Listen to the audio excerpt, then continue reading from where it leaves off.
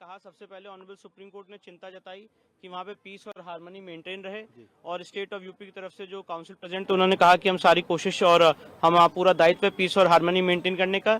इसके बाद माननीय सुप्रीम कोर्ट ने जो मस्जिद कमेटी थी जिन्होंने SLP दायर की थी उनको कहा कि आप इस ऑर्डर को हाई कोर्ट में चैलेंज कर सकते हैं और हाई कोर्ट में जाने का उनको एक लिबर्टी दी है। साथ ही साथ ऑनरेबल सुप्रीम कोर्ट ने यह भी कहा है कि 3 दिन के अंदर अगर आप हाईकोर्ट में याचिका दायर करते हैं तो मामला हाईकोर्ट के सामने लिस्ट किया जाए और हाईकोर्ट के फर्दर डायरेक्शंस तक के लिए वेट किया जाए और तब तक के लिए ट्रायल कोर्ट की प्रोसीडिंग रुकी रहेगी जब तक हाईकोर्ट अपना निर्देश नहीं दे देता है।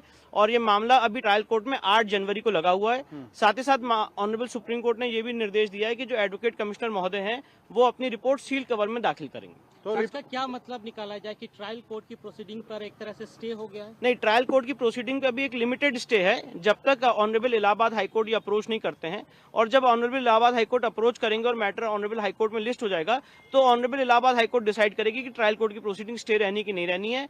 पर साथ ही साथ जो एडवोकेट कमीशन है उसको रिपोर्ट दाखिल करने से नहीं रोका गया है, वो अपनी रिपोर्ट दाखिल करेंगे और सील कवर में दाखिल करने की बात कही गई है। In English if you can explain sir, इसे ये माना जाए कि जो मुस्लिम पक्ष जो याचिका में का हवाला देकर के उच्चतम न्यायालय आया था तो जो फौरी राहत की मांग कर रहा था वो फौरी राहत मुस्लिम पक्ष को मिल गई है? देखिए, उन्होंने जो मांग की थी उन्होंने तो इस ऑर्डर को पूरी सेटिसाइड करने की मांग की थी।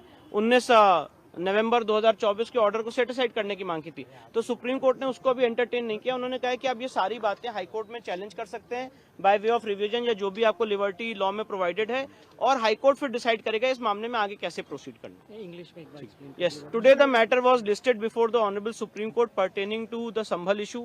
The concerned Mosque Committee had approached the Honorable Supreme Court challenging the order of Civil Judge Senior Division directly in the Supreme Court by way of an SLP under Article 136.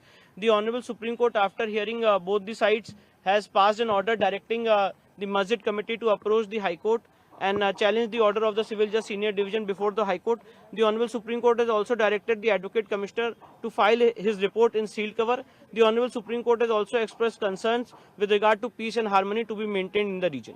Vishnu, there was direct, argument by the Muslim side that these kind of surveys that are being ordered should be stopped. What was the court's view? The court has said that we are expressing no opinion on the merits of the case. It is recorded in the order that we are not expressing any opinion on the merits of the case. You have the liberty to challenge this order.